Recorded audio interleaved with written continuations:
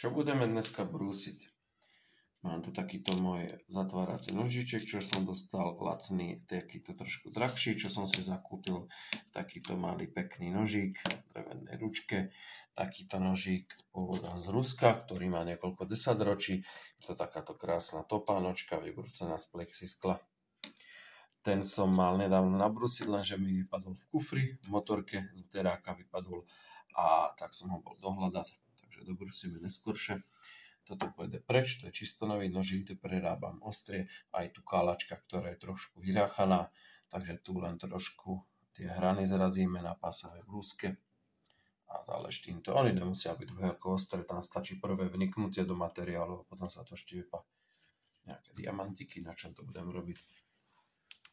Tu máme nášho malého roztomilého psíčka, čo si tu búva na labkách a obsadil mi moju stoličku. Takže môžeme ísť brúsiť.